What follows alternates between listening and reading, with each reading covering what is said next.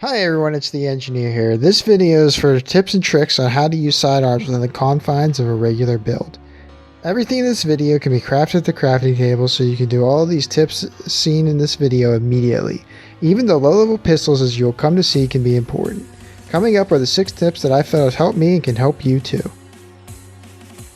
The first tip here is shotguns. This tip is highly recommended and can be used in many different situations. You're only use a shotgun since you can put 3 talents on it, as opposed to a pistol that can only have 2 talents on it. On your shotgun, you're going to put talents on your gun that state killing a target, procs, whatever the talent may be. The talent combination I would recommend is predatory, sustained, and determined, but you could also swap out determined for talented. This gives your characters 3 additional talents, and you can essentially have 6 talents procced at the same time. Now, I prefer the 2 healing talents. Predatory is 35% health on kill, and sustained that is 6% health on kill. That gives you a total of 41% health on kill, but you could also go for the 2 skill power talents, determined and talented, on it to reduce the time it takes for your skills to cool down dramatically. Now, there's a few ways to apply this. Alright, here you will see that the shotgun strategy works on deployable skills, such as those dreaded turrets. It also works on other deployed skills such as seeker mines and support stations. See below highlighted the talents did proc. You can also use this talent to kill low level NPCs. This shotgun's 182 in the video, but in last stand it's upgraded to 256. Can really pack a punch on those trash mobs. Also, imagine the scenario that you just won a gunfight and your opponent is crawling around. Flip to your sidearm and beat him down. You can punch without shooting your gun to proc the talents. Now, in action, realistically, you'll use it to burst someone down to low health with your main gun. Once they're burst down to low health with their main gun, you can then flip to your shotgun that's going to proc the talents and kill them with the shotgun. The Reaper tip is for the sniper builds out there. If you're spamming rounds as a Deadeye build from far away, there may come a time when you run dangerously low on ammo. This is where that Reaper talent really comes in handy, since what it does is if you get a kill with the sidearm, it gives you 30 more rounds for your main gun. So this can be used to knock down a quick trash mob in last stand. So if you're starting to run out of bullets, you can go out, kill some of those red little NPCs that you see out there in the game, and bam, you're back up to a fully functioning Deadeye build with max ammunition again. So in the clip that you're watching right now, I'm firing off a few rounds of my sniper rifle, getting myself below max ammo. I'm flipping out to my pistol, and bam, killing that NPC, getting myself 30 more rounds. Definitely recommended for those sniper builds out there, and especially in last stand with those red trash mobs. Alright, the third tip here is for cool-headed. It's for all those skill builds out there. Now imagine this, you're the team's reclaimer build in a legendary mode and your support station has just went down. Now you're at the whim of the skill cooldown timer and you have no way to speed it up.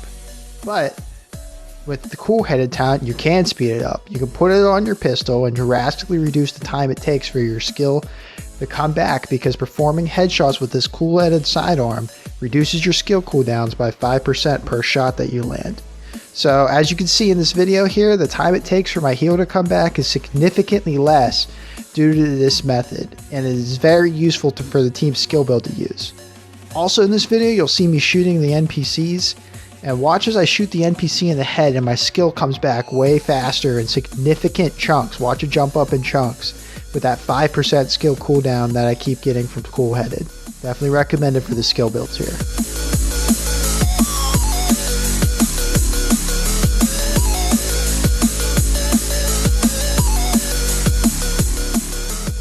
Alright, for tip 4, it's a 93R with the Colonel Bliss's holster. So for this tip, for those of you that don't know what Colonel Bliss's holster does, is it allows you to shoot a target with your sidearm and increase your damage with all the weapons by 2% for 20 seconds until 10 shots. On the 10th shots, it procs an EMP. So this means that you could land 9 shots and increase your damage 2% per shot for a total of 18%, 9 times 2, damage increase for 20 seconds. The talent applies to all of your guns too. The pistol that is built for this is that 93R because it fires 3-round bursts, meaning you could pull that trigger 3 times and bam, you now have a full 9 stacks. On my 93R, I have harmful to make them bleed, and then I also have accurate to help me land these shots. So in this clip here, you'll notice my DPS increasing substantially on my main gun once Colonel Bliss is procced. This is a great way to increase your DPS. So check it out here. I have 410,000 DPS with the 18% extra damage from Colonel Bliss's holster. Now give it a second until you'll see it drop down to what it's normally at. You're going to notice it's at 361,000. I mean, it's a huge gain. Okay, so for tip number 5, it's a low-level pistol, and in my opinion, it's the most interesting of them all. For this one here, you want to use a low-level pistol specifically in the dark zone. This is useful for going rogue, or not going rogue, giving yourself on the edge on someone who's about to go rogue on you.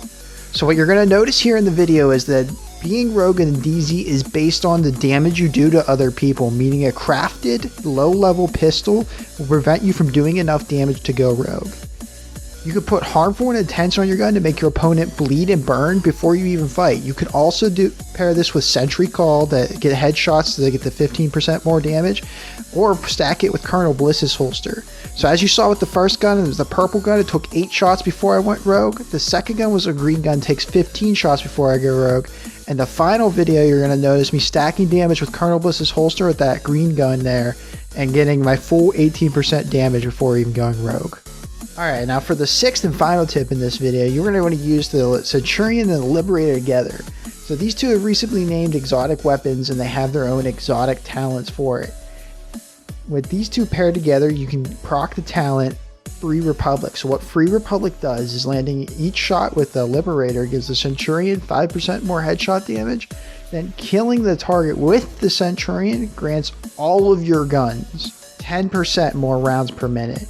In my opinion, this can be paired with Colonel Bliss's holster to be used on trash mobs, especially in Last Stand when you're trading those B checkpoints back and forth.